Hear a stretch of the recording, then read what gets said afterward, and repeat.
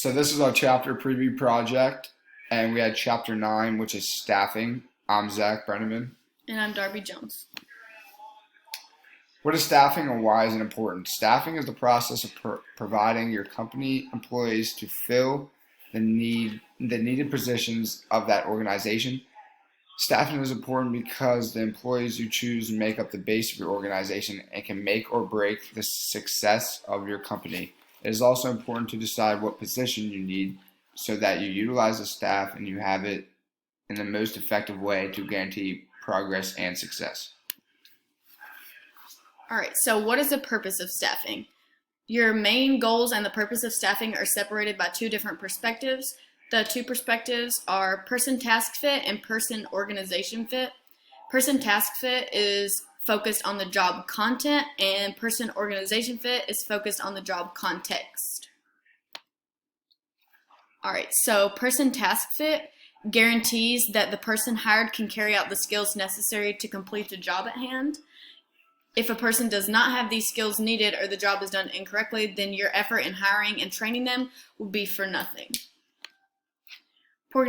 Person-organization fit, that makes sure that the future employee shares the same beliefs, values, and goals as your organization. If a person fits in with a social aspect of your organization as well. If you hire someone who obviously has opposing goals and values of your organization, it's going to cause bumps in the road and probably isn't the best fit for your organization to have someone who doesn't believe the same thing and is not working towards the same goal that you are. Purposes of staffing, continued. Staffing needs assessment needs to be considered for the present and the future needs of the staff/company.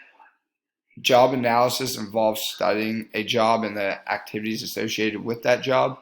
Job description is the written statement of what the job entails, what the job holder does, how it is done, and why it is done. Job specification is the statement of the minimum qualifications that a person must possess to perform the job effectively. The hiring process, there are 3 steps to the hiring process. These 3 are recruiting, selecting, and hiring.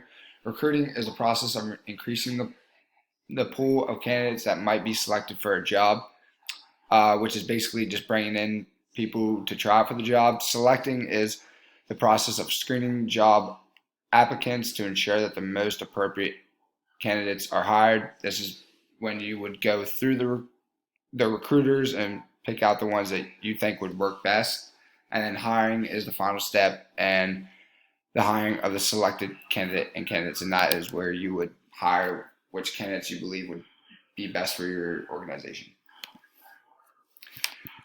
Training and development. Training and development is done after the last step of development of the hiring process. Training is referred to when you teach employees, mostly your lower level employees, the tasks and expectations for their specific job. Development is focused more on your higher level jobs and expanded and enhancing the skills of these employees.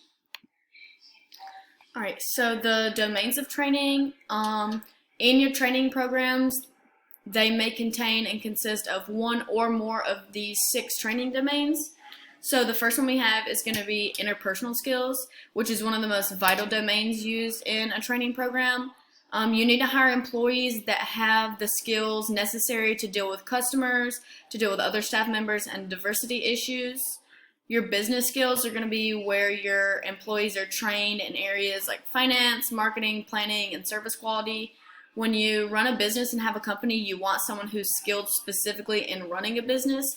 So you want to make sure you hire someone who has these skills because they're really necessary for productivity and advancement in your organization. Performance management. So it's going to be training programs for employees to get better in the specific area that they're working in. So the programs are going to be when you separate your employees based on the type of job they do. So continuing these skills, personal skills. So it's going to be training programs to help develop skills within themselves. Your employees work better when they have a healthy lifestyle physically and mentally. So whenever you have these training programs that help them plan careers and a healthy lifestyle, it helps you and them in the long run. Technical skills are when you're specialized within a certain job, so a specific skill within a certain job.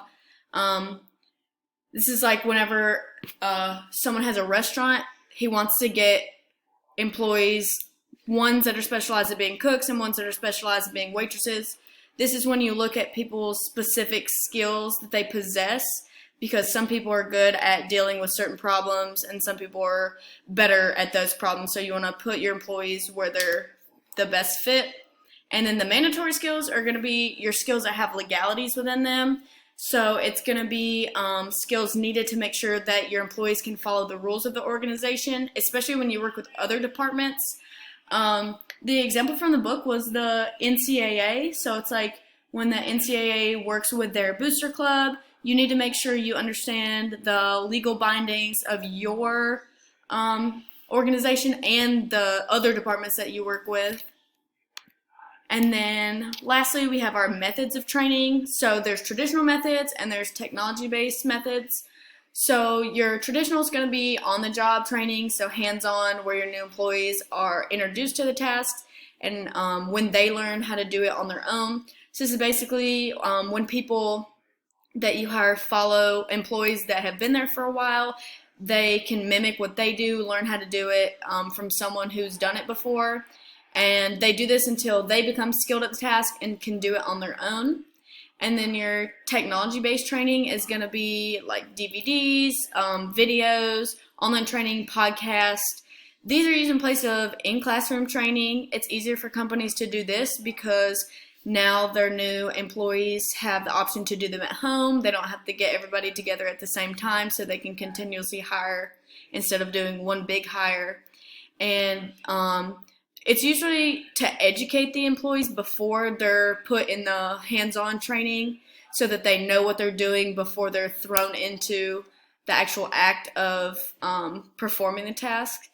And they do this before they perform the task without supervision. And that's it.